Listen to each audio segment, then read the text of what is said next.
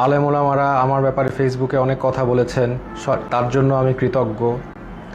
তো আমি আসলে সবার কাছে কৃতজ্ঞ। আইনজীবীরা, অনেক আইনজীবী আমার জন্য দাঁড়িয়েছে, তাদের কাছে আমি কৃতজ্ঞ। এমনকি কিছু পুলিশ আমার নিয়ে তারাও প্রতিবাদ করেছেন যে আমাকে কেন ধরা হলো। তো সব কিছু নিয়ে আমি সবার কাছে কৃতজ্ঞ। তাই এর বিনিময়ে আমি হয়তোবা কিছু দিতে পারবো না, হয়তোবা একটা গল্প দিতে পারবো। আমি আপনাদের কাছে একটা গল্প প্রেজেন্ট করতে এসেছি। এই গল্পটা আপনাকে শেয়ার করি, ইনফর্মালি কথা বলি, গল্পটা আপনাকে দেখাই, আপনাদের গল্পটা হয়তোবা ভালো লাগতে পারে, তাই এই গল্পটা আমি আপনাদেরকে বলতে চাই। প্রথম, আপনারা অনেকেই প্রশ্ন করছেন, আমি একটা স্ট্যাটাস দিয়েছিলাম যে এই উম্মা কি এক না এই উম্মা বিভক্ত। আমি স্ট্যাটাসে বলেছি যে আমাকে ধরলে আপনারা কি করবেন। এটা কেন বলেছি, আমি কেন আগের থেকে এই কথাটা বলবো, বা এর উত্তর হচ্ছে, আমি আসলে আগের থেকে জানতাম আমার নাম হানাদার লিগার বাহিনী, আমার নাম এসেছে। প্রথমে গল্পের শুরুটা হচ্ছে, আমি একটা টাইমে দেখা যাচ্ছে আন্দোলনটা দমে যাচ্ছিল। তো তখন সাদিক ভাই উনি আমাকে আসলে বলেন যে আমরা কি করতে পারি এখন, মানে আপনাকে ধরলে হয়তো বা আন্দোলনটা আরও চাঙ্গা হবে। তাই আমি বললাম, না, আমাকে ধরার সম্ভাবনা কম, আমাকে ধরাটা বোকামি হবে, কারণ আমাকে ধরলে জনগণ আন্দোলন করবেই। তো এইটা আমি মনে করি না আওয়ামী লীগ এরকম বোকামি করবে।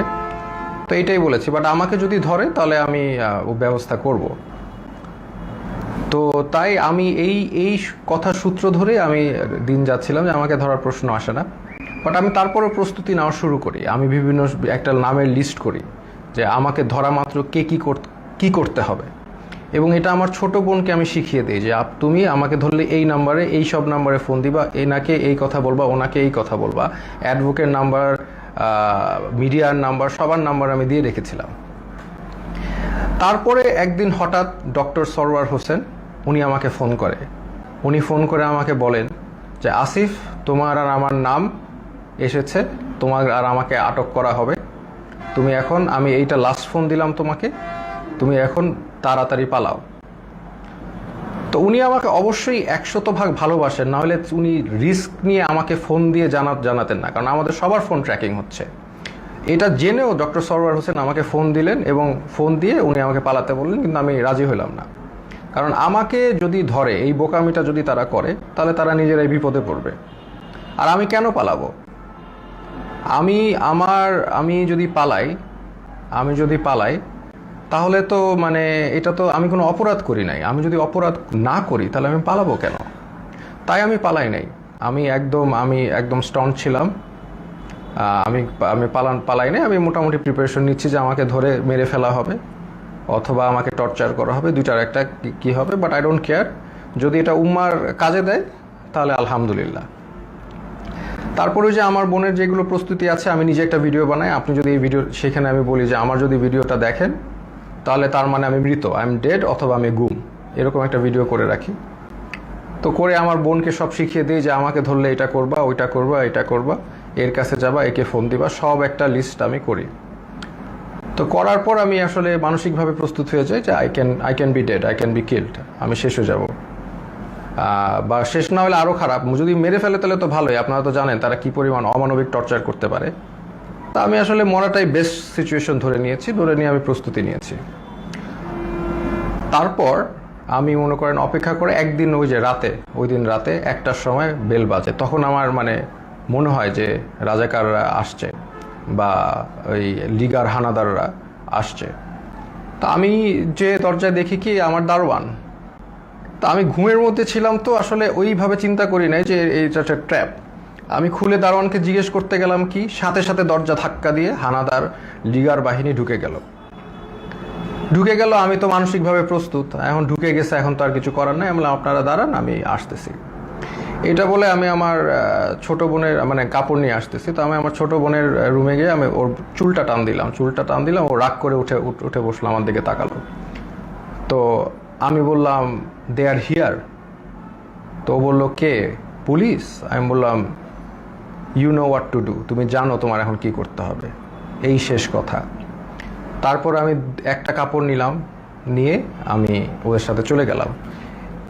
ওরা আমার বাসার যে সিসি ক্যামেরা ওগুলো সব বন্ধ করে রেখেছে, কিন্তু লাকিলি একটা ক্যামেরা অন ছিল, ওরা বুঝে নাই সেটা, ওটাকে তারা ক্যাপচার হয়ে গেছে যে তারা এগুলো নিয়ে গেছে।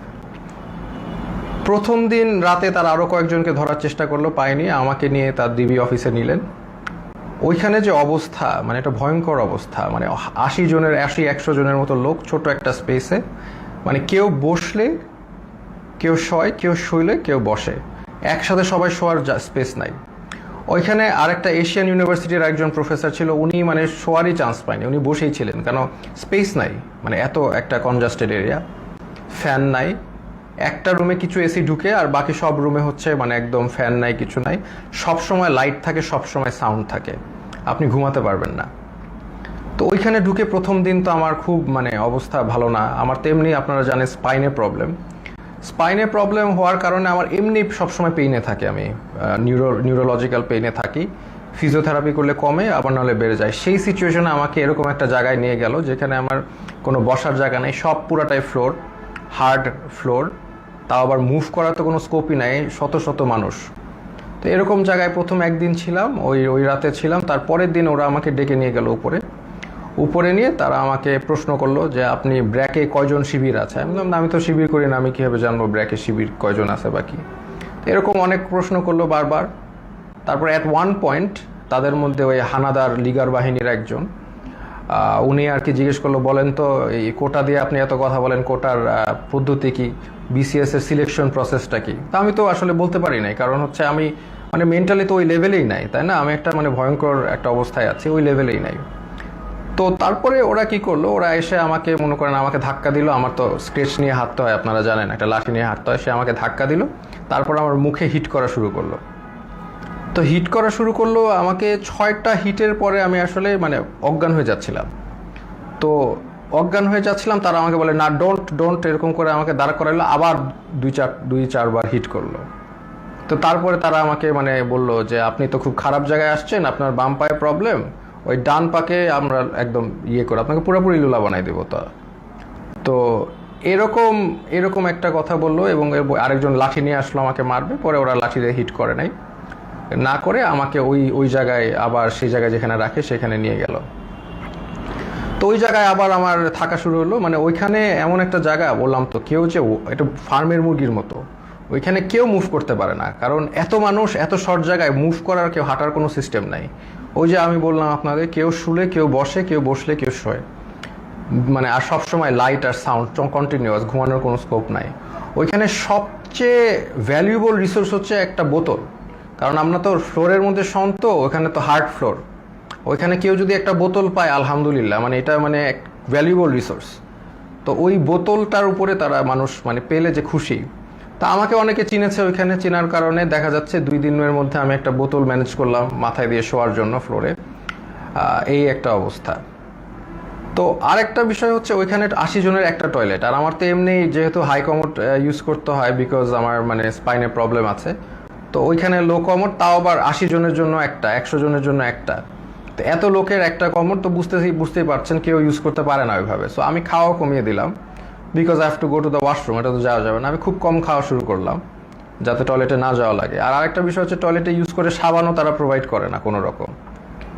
সো এইরকম একটা কন্ডিশনে আমরা যাচ্ছি। আর এরপর থেকে আর কি আসলে জিনিসটা বুঝলাম যে বিষয়টা কি, আসলে বুঝার বিষয় ছিল, এখন আমি বুঝতে পারলাম। তো তারা প্রতিদিন ডাক দিবে, নাম কল করবে, ধরেন আপনার নাম হচ্ছে, ধরেন আমার নাম আসিফ মাহতাব, ধরে বলবে আসিফ মাহতাব, বাবার নাম শাহাবুর রহমান, এরকম বলে নিয়ে যাবে, নিয়ে চোখ বাঁধবে, মুখ বাঁধবে, তারপর তাদেরকে ঝুলায় টর্চার করতে থাকবে, বাড়ি দিতে থাকবে, বিভিন্নভাবে টর্চার, লাঠি দিয়ে পিটাবে, পায়ের তলায় পিটাবে, হাড়ের বিন্দে মারবে, মানে মানুষের শরীর নীল অবস্থায় তারা ফিরে যায়, সারা শরীর মারতে মারতে রক্ত জমাট বেঁধে নীল অবস্থায় একজন লোক ফিরে জাস্ট। এবং তারা সাইকোলজিক্যালি একদম মানে অবভিয়াসলি নর্মাল না, কারণ তারা এখন নাম শুনলে, তাদের নামটা ডাক দিলে তারা ভরকায় ওঠে যে এখন মনে হয় তাদেরকে নিয়ে টর্চার করবে। তো এইরকম অবস্থা আমি দেখলাম বিষয়টা, যে এরকম চলছে। তো এখন এরকম চলছে, আমি তো বুঝলাম যে হয়তোবা আমার সাথেও এরকম করবে, তারা তো বলেই দিছে আমাকে পাটা ভেঙে দিবে। তো এরকম একটা করবে, এবং সবার সাথেই করছে। স্পেশালি জামাতের যারা আছে তাদেরকে, মানে জামাত যেহেতু বলে ফেলছে একবার, তাদেরকে মানে অমানবিকভাবে টর্চার করছে জামাত। আর নূর ভাইয়ের সাথেও ওইখানে দেখা হলো, নূর ভাইরে বললাম কি অবস্থা, তো নূর বলল যে ভাই আমাকে তো অনেক মারছে, হাত দিয়ে দেখালো, হাত নীল হয়ে গেছে। তো এই এই এই হচ্ছে সিচুয়েশনটা। আর ওখানে তো মানে আর সব সময় তো লাইট, বাইরে যে একটা আলো, বাইরে যে বৃষ্টি পড়তেছে নাকি এটা আমরা গেস করা শুরু করলাম যে বাইরে আদৌ বৃষ্টি পড়ছে কিনা, কারণ মোটা ওয়াল, কোনো উইন্ডো নাই, কোনো বাইরের কোনো আলো বাতাস তো আমি জানি নাকি, ভিতরের মধ্যে থাকি আমরা বদ্ধ ঘরে, শুধু আলো আর এই যে কনস্ট্যান্ট সাউন্ড, মানে এই একটা অবস্থা। তো এরকম যাচ্ছে, এরকম একটা অবস্থা যাচ্ছে। তো এখন দেখলাম অনেকে ভেঙে পড়তেছে। তো আমি আর কি আমি আমার মতো করে ইন্সপিরেশন দেওয়ার চেষ্টা করলাম যে আপনারা এইভাবে টর্চার হচ্ছেন, আপনি কি মনে করেন না আল্লাহ আপনাকে এটার জন্য রিওয়ার্ড দিবেন? আজকে আপনারা তো জানেন নবী করিম সাল্লাল্লাহু আলাইহি সাল্লাম বলেছেন যে আপনি যদি এইভাবে নির্যাতিত হন আপনার গুনাহ মাফ হচ্ছে, আপনাদের গুনাহ মাফ হচ্ছে। আপনার যদি গুনাহ এইখানে থাকার কারণে গুনাহ মাফ হয়ে জান্নাতুল ফেরদৌসে যেতে পারেন, এটা আপনার জন্য ভালো, নাকি এইখানে ভালো থাকলেন তারপর জাহান্নামে গেলেন, এটা ভালো? তো এইভাবে আমি সবাইকে একটু ইন্সপায়ার করার চেষ্টা করলাম, মোটিভেশন দেওয়ার চেষ্টা করলাম। আর আমার নিজের তো হেলথ কন্ডিশন ডিটোরিয়েট করতেছে প্রোগ্রেসিভলি, আর ওয়াশরুমের ইস্যুটা তো ছিলই। তো এইরকম একটা অবস্থায় সবাইকে মানে মোটিভেট করছি আমি। আর আমার নিজেরও তো ওই যে ফার্স্টের দিন যেভাবে আমার মুখে ফেসে হিট করেছে, এই পরে তো আমার একটা দিন জ্বরই ছিল, আমি শুয়েছিলাম। তো এই হচ্ছে আমাদের মানে সিচুয়েশন। আমি ওখানে একদিন শুয়েছিলাম, তারপরেও আমি সবাইকে মোটিভেশন দেওয়ার চেষ্টা করি। একটা ছেলে আসলো, সেই ছেলেটা কাঁদতে কাঁদতে শেষ, স্যার আমি তো কিচ্ছু করি না, আমি জাস্ট ইলেকট্রিক্যাল কাজ করি, আমাকে ধরে নিয়ে আসছে স্যার, আর ধরে নিয়ে আমাকে টর্চার করতেছে, কাঁদতে কাঁদতে শেষ। আমি বললাম কাঁদতেছো কেন? মানে তুমি পুরুষ মানুষ না? Are you not a man? তুমি কাঁদবা কেন? টর্চার করলে করবে। বলে স্যার আমাকে স্বীকার করতে বলে, আমি খুন করেছি, এই করেছি, আমি তো করি নাই স্যার। বলে করবা না, স্বীকার করবা না, তোমার পাটা যদি কেটেও ফেলে তারপরেও তুমি স্বীকার করবা না। কেন করবা? যেটা সত্যি সেটা বলবা, তুমি করবা না স্বীকার, আমাকে মেরে ফেলবে। তো ওইখানে আবার একটা জিনিস বুঝলাম যে সবাই কান্নাকাটি করে যে তাদের একটু মানে জেলে কবে যাবে, মানে তাদের জেল হচ্ছে তাদের জন্য স্বর্গ। ওইখানে যেভাবে টর্চার করে, যে নাম ডাকবে, বাবার নাম ডাকবে, দ্যাট মিনস তাদেরকে টর্চার করা হবে। তা এই জন্য তারা যদি জেলে যেতে পারে, এটার জন্য তারা দোয়া করে আল্লাহর কাছে, আল্লাহ আমাদের যাতে জেলে দেয়। তো এরকম অবস্থা। আমাকে তারপরের দিন, আমি তো অলরেডি এর মধ্যে তো আমি আমার বোনকে বলে আসছি, তার মানে আমার যে ভিডিওটা ছিল যে আপনি আমার ভিডিও দেখলে আমি মৃত, হ্যাঁ, তো এই ভিডিওটা আমি আশা করছি যে পোস্ট হয়ে যাবে। আমার বোনকে যেভাবে কাজ করতে বলেছি করবে, লয়াররা কাজ করবে। তো এটা আমি আশাবাদী ছিলাম যে ইনশাল্লাহ সবাই যার যার অবস্থা থেকে কাজ করবে, স্টুডেন্ট আন্দোলন করবে, যে এগুলো করার পরে এবং জনগণ যখন এটার এগেনস্টে কথা বলবে, আরেকটা ইস্যু হয়ে যাচ্ছে, ফার্স্ট অফ অল আরেকটা নতুন ইস্যু হয়ে যাবে, যেটা দিয়ে আবার আন্দোলন শুরু হবে। এইটা আমি জানতাম। আর এটার পরে আমাকে যদি আরও টর্চার করবে, কিন্তু এটা তাদের জন্য আরও খারাপ হবে। তো তারপরে আমাকে তারা ঠিকই গুম করা অবস্থায়, আর আমার বাবা মা যতটুকু জানলাম আমাকে গুম করে ফেলছে। তো এটা তারা বলছে, তারা স্বীকার করে না যে তারা নিয়ে আসছে। তো এই অবস্থায় তারা আমাকে কোর্টে চালান দিল। তো আমি চিন্তা করলাম যে কোর্টে যেহেতু যাচ্ছি, এখানে মিডিয়া পাইলে আমি আমার এক আঙ্গুল দেখাবো, শাহাদাত, এক উম্মা, আমরা এক উম্মা, হ্যাঁ, আমার গায়ে আমরা সবাই এক। তো এই সিম্বলটা আমি চিন্তা করেছি দেখাবো। তো আমি জানি যে এগুলো দেখালে তারা আমাকে আরো অনেক নির্যাতন করতে পারে, দেখাইলাম, কারণ এটা আমি তো জানি জনগণ বুঝবেন যে আমি এক আল্লাহ, এক রসুল, এক উম্মা, এই কথাটা আমি বুঝাতে চাচ্ছি যে আমরা সবাই এক। আমার অত্যাচার যা হলে হবে, এই অত্যাচারের কারণে যদি আপনারা স্বাধীনতা পান, এই জুলুমের থেকে মাফ পান, তাহলে আলহামদুলিল্লাহ, নো প্রবলেম, আমাকে অত্যাচার করুক। তো আমি ডিসিশন নিয়ে নিলাম, এক দেখাবো। তা আমার সাথে ওই জগন্নাথের আরিফ ছেলেটা, খুবই সাহসী ছেলে, ও আমার সাথে কেসটা দিল, মামলা দিল, আমরাও গেলাম, আমি ওকেও বললাম যে আমি এক দেখাবো। তো এই অবস্থায় এই এক উম্মা শাহাদাতের আঙ্গুল দেখিয়ে আমি ওই কোর্টে দেখালাম, এবং কোর্টে আমাকে সম্পূর্ণভাবে মানে কোর্টের যে জাজ, তিনি আমাকে দেখে চিনে বললে আপনাকে ওখানে দাঁড়ানো লাগবে না, আপনি বসেন। তো উনি আমাকে বসালেন, কিন্তু তারপরেও ওই মিথ্যা মামলাটা দিলেন যে আমি নাকি সেতু ভবন ভাঙচুর করেছি, যেটার মানে কোনো মানে এটা জোক, মানে এটা যে কলাপস করছে সোসাইটি, ওখানেই প্রমাণ যে এরকম একটা মিথ্যা মামলা যেটার কোনো তথ্য নাই, প্রমাণ, এটা বলাই আসলে সময় নষ্ট। তো এই মিথ্যা মামলা উনি মানে জাজ আমাকে দিলেন, আর আমাকে আবার 6 দিনের রিমান্ড মঞ্জুর করলেন। তো ওই 6 দিনের রিমান্ড আবার গেলাম। আর এই সময়টা অনেকের সাথে পরিচয় হলো। ওখানে বিএনপির অনেক নেতা ছিল, পার্থ ভাই ছিলেন, ওনার সাথে আমি বললাম যে পার্থ ভাই, আপনার তো আর আমার মামলা এক, আমি তো আপনার সাথে আসি। তো উনি বলে যে আমি তো তোমাদের সাথে থাকতেই চাই না, আমি তো এখান থেকে বের হতে চাই, একটু মজা করলেন। তো এরপরে অনেক মানুষের সাথে পরিচয়। একজন আসলেন, ওনাকে মানে উনি হাঁটতেই পারতেছেন না, পাটা একদম প্রচুর মানে অবস্থা খারাপ করে পিটিয়েছে। ওনার অপরাধ ছিল, উনি ছাত্রদের পানি খাইয়েছেন, উনি ছাত্রদের পানি দিয়েছেন, ছাত্ররা পানি খাইয়েছেন, এই জন্য তাকে অমানবিক টর্চার করলো। তো টর্চার করলো, উনি এসে শুয়ে গেল। আমি বললাম যে এইগুলো একই কথা বললাম যে আপনাদের এটা গুনাহ মাফ হচ্ছে। তারপরে লাস্টে একটা কথা বললাম যে আপনি যে এত টর্চার হলেন ছাত্রদের পানি খাওয়ে, এখন আবারও কি খাওয়াবেন আপনি? তো উনি বললো ইনশাল্লাহ স্যার আবারও খাবো। আমি like that's the answer I am looking for. আমরা আবার করব, আমাদের ছাড়লে আমরা আবার করব, we are not going to give up. আমরা তো আবার করব, তাই না? আমরা কি অপরাধ করেছি যে আমরা করব না? পানি খাওয়ানো কি অপরাধ? তো এই হচ্ছে একটা অভিজ্ঞতা। তো এরকম এই যে একজন পেলাম। আর একজন হচ্ছে মাদ্রাসা স্টুডেন্ট, তাকে হচ্ছে তাকে বলছে খুন করেছে, সে পুলিশ খুন করেছে, এটা সে তাকে বলছে, এবং তাকে প্রতিদিন পিটায়, প্রতিদিন নিয়ে টর্চার করে। তো এটা নিয়ে আমরা হাসাহাসি করি, কারণ হচ্ছে এরকম একটা সিচুয়েশনে হাসাহাসি না করে যদি আমরা মেন্টালি ব্রেকডাউন করি তাহলে এটা মানে হবে না, মানে এটা আমরা আরও আমরা সব এইগুলো যা হয় সেটা নিয়ে হাসাহাসি করি। তাই আমি বললাম কি নিয়ে মেরেছে? বলে যে আমাকে বলেছে যে তুমি তো মাদ্রাসার স্টুডেন্ট, তুমি তো কোরআন পারো। বলে হ্যাঁ পারি। তো কোরআনকে বলছে অর্থ জানো? অর্থ জিজ্ঞেস করেছে, অর্থও সে পারে, সে কোরআনে হাফেজ। তো তারপর বলে কোরআনে হাফেজ এই রবীন্দ্রনাথ না কার বই পড়েছো? সে বলছে পড়েছি। তো বলে পড়লা কেন? এই অন্য এই নন ইসলামিক বই পড়া তো হারাম, এটা বলে আবার টর্চার করলো, হাতে পায়ে পিটালো। মানে খামুক, মানে একটা কিছু বলেই পিটায়। আমরা এটা নিয়ে হাসাহাসি করতে করতে শেষ। যে বলে ও বললো, আমি বললাম যে কোনোভাবেই স্বীকার করবা না, যে তুমি যদি খুন না করে থাকো তুমি মিথ্যা মামলা দিও। বলে আমাকে আরো টর্চার করবে। বলে করলে করবে, বললাম তো তোমাদের দিয়ে করাত দিয়ে হাত পা কেটে দিলেও স্বীকার করবা না, যেটা সত্যি সেটা বলবা। এরকম একজন সবচেয়ে কষ্ট লিখেছে যে মানে একটা ছেলে, ওর নাম হচ্ছে সানিয়াত ভাই। সানিয়াত ভাই উনি হচ্ছে বিএমপির একজন মন্ত্রীর ছেলে, নাম বললাম না। তো ওরা আসলে খুঁজছিল তার বাবাকে পায়নি দেখে ওই ছেলেটাকে ধরে নিয়ে গেছে, সানিয়াত ভাইকে ধরে নিয়ে গেছে। তো সানিয়াত ভাইকে 4 দিন, উনি বলছে 4 দিন ওনাকে পিটিয়েছে, চোখ বেঁধে হাতে দিয়ে ঝুলিয়ে পিটিয়েছে। এবং সবচেয়ে যেটা উনি বলল যে ওনার মাকে ফোন দিয়ে শুনিয়েছে যে তাকে যে টর্চার করছে, এটা তার মাকে শুনিয়েছে ফোন দিয়ে এই লিগার হানাদাররা।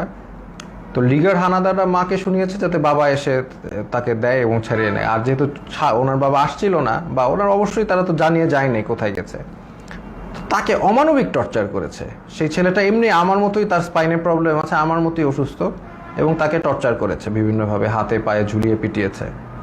তো সে কাঁদতো অনেক, আমি সান্ত্বনা দিতাম, আমরাও সব বিষয় নিয়ে মজা করতাম। তো এইরকম একটা অবস্থা ওইখানে, প্রতিদিন নাম ডাকতো, প্রতিদিন নিয়ে পিটাতো। এমন রাত যে কোনো সময় ডাকতে পারে, সকাল 12টায়, মানে 12টায় ডাকতে পারে, রাত 1টায়, এনি টাইম নাম আসতে পারে। নাম আসলে they will take you and torture you. তো আমাকে টর্চার ওই প্রথম দিন যে হিট করে যে আমাকে থ্রেট দিল, তারপরে আমাকে কোর্টে চালান দেওয়ার পরে আমাকে আর টর্চার করে নেই। বাট আমি বিভিন্ন সময় ইনফরমেশন পাচ্ছিলাম, যেমন একজন মানে আমাকে ধরে নিয়ে গেছে, একজন পিটিয়ে আনছে, সে আমাকে ইনফরমেশন দিল যে আমার ব্যাপারে বলেছে যে অনেক ডিবি নাকি বলছে যে এই লোকটাকে কেন ধরলো, এটা তো ঠিক হয় নাই। আবার আরেকজনকে ধরে পিটিয়ে এনেছে, সে বললো যে স্যার আপনার ব্যাপারে ডিবি কথা বলছিল যে আপনার ব্যাপারে 40 জন লয়ার দাঁড়িয়ে গেছে, এত সংখ্যক লয়ার তারা কখনো দেখে নাই, আপনি খুব ইন্টেলিজেন্ট মানুষ, এগুলো তারা বলছে। তো দেখা যাচ্ছে তাদের আমার প্রতি একটা রেসপেক্ট ছিল। ওই একদিন হিট করার পর তারা আমাকে হিট করে নাই, বাট দ্যাট ডাজন্ট ফরগিভ তারা অন্য যাদেরকে এইভাবে টর্চার করেছে। ফার্স্ট অফ অল, একটা পুলিশ একটা ডিটেইনিকে কখনো হিট করতে পারে না, that is a crime, that is criminal, they committed crime against humanity, তাই না? এটা ইন্টারন্যাশনাল, আন্তর্জাতিক ট্রাইব্যুনালে তাদের বিচার হওয়া উচিত। তারা যেইভাবে মিথ্যা মামলা দিয়ে টর্চার করে মানুষকে, এটা তো কখনোই মানে ইটস নট অ্যাকসেপ্টেবল। তো এরকম দিন যায়, তখন হঠাৎ তাদের দেখলাম টোন একদম 180 চেঞ্জ হয়ে গেছে।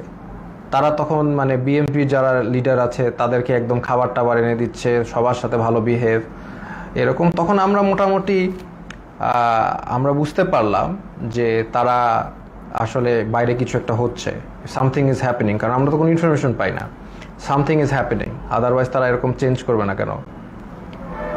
তারা ডেফিনেটলি তাদের বাইরে কিছু একটা হচ্ছে, এটা নিয়ে তারা তাদের টোন চেঞ্জ করে ফেলেছে। এবং তারপর থেকে দেখা যাচ্ছে তারা সবার সাথে মোটামুটি ভালো বিহেভ, এবং আস্তে আস্তে ছেড়ে দিচ্ছে। মাঝখানে কিছু স্টুডেন্টদের ধরে আনলো, ওই তারাও মানে অনেক কান্নাকাটি করে শেষ।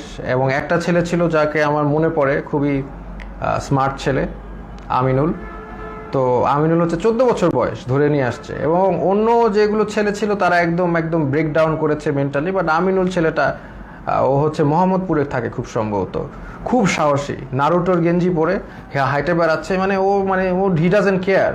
এই ছেলেটা ডাজেন্ট কেয়ার যে ওর সাথে এখন কি টর্চার করা বা কোথায় আসে, ও লাইক মানে চলে আসে আমাকে বলতে, স্যার আপনি কি ড্রাগন বল জি দেখেছেন? আমি বললাম হ্যাঁ হ্যাঁ ড্রাগন বল জি দেখছি। বলে আমি দেখতেছি, আমি ওই ডিমন স্লেয়ার দেখেছি, এই দেখেছি সেই দেখেছি। তো মানে একদম মানে মানে হি ডাজেন্ট কেয়ার, সে দেশ স্বাধীন করতে নামছেও দেশ স্বাধীনই করবে। আমিনুল নামটা ছেলেটার, ওকে 14 বছর দেখে ওকেও ছেড়ে দিয়েছে। তো এইরকম আর কি।